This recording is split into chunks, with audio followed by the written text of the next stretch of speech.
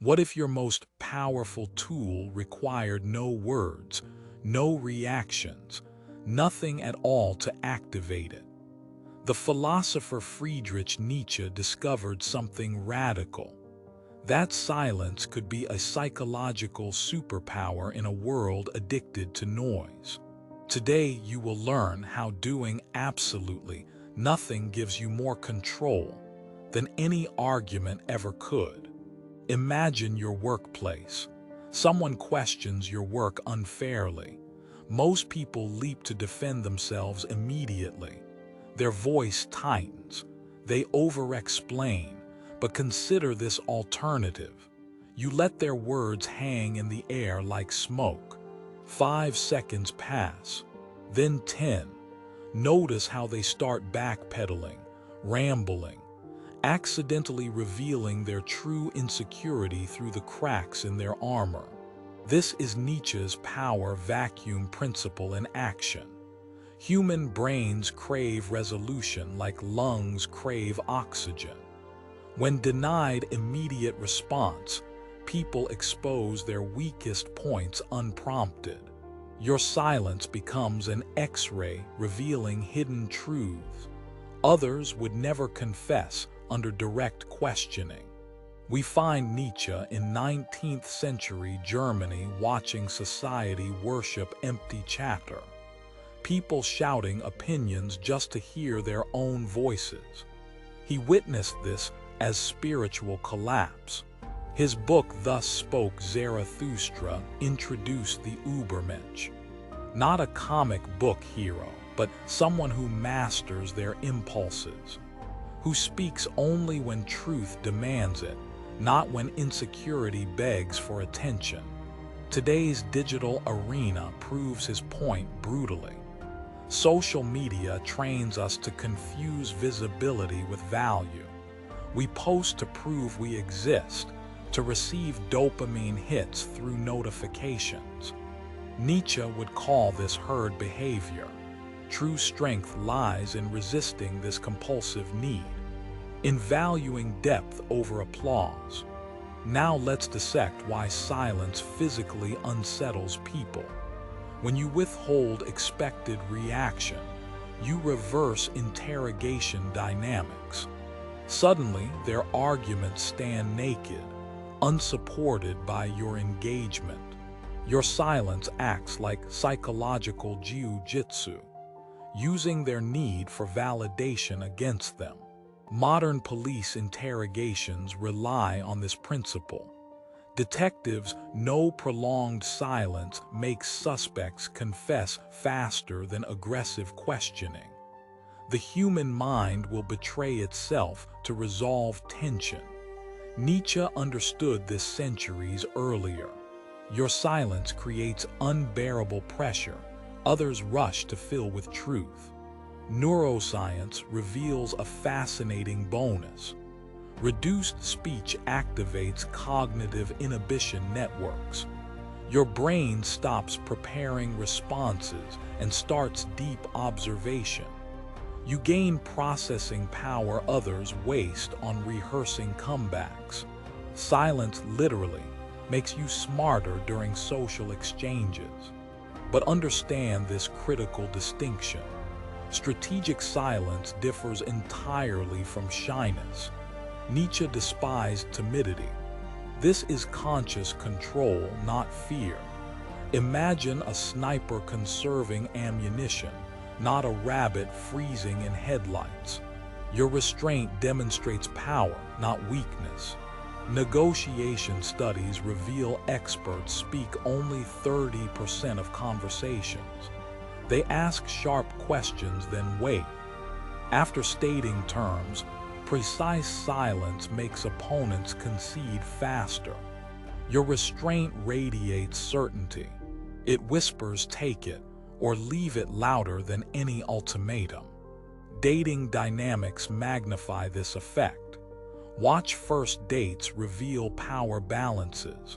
Nervous individuals vomit words to fill silences. Secure people let connections breathe.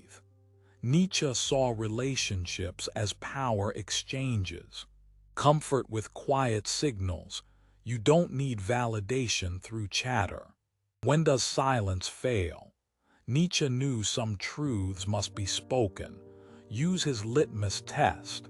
If the urge comes from fearing irrelevance, stay mute. If it comes from truth gasping for air, speak. Cultivating this discernment separates reactionaries from strategists. History's most influential minds weaponized restraint. Buddha's serene presence. Ruth Bader Ginsburg's devastating dissents delivered sparingly. They followed Nietzsche's currency rule. Words spent carelessly bankrupt influence. Value concentrates through scarcity. Compare this to digital exhibitionism. Platforms reward emotional oversharing. We post to prove we matter, creating what Nietzsche called the last man. Creatures terrified of silence because it forces uncomfortable self-reflection versus constant external validation. Practical training begins with digital detox. Try this. Before posting anything online, wait 10 minutes. If the urge fades, that was noise hunger, not meaning. Starve impulsive sharing to strengthen mental discipline. Listen completely without rehearsing replies. You will hear hidden messages beneath words. Master meetings by speaking last twice weekly. Track how discussions transform without your early input. Notice when groups spiral precisely because your stabilizing silence was absent. Leaders often underestimate how quiet presence directs conversations through non-participation. Confront verbal attacks with breath control. When provoked, make steady eye contact. Count 3 full breaths before considering response. These seconds transition you from reactor to observer. Insults become offerings you can decline, not obligations to engage. Not all quiet people wield Nietzschean silence. His philosophy requires engaged presence. Think sommeliers serving exquisite pours versus bartenders flooding glasses. Silence gains power when paired with sharp opinions deliberately withheld, not absent entirely. Beware false silence. Cynical disengagement differs from mindful restraint. Nietzschean practitioners radiate attentive calm, not aloofness.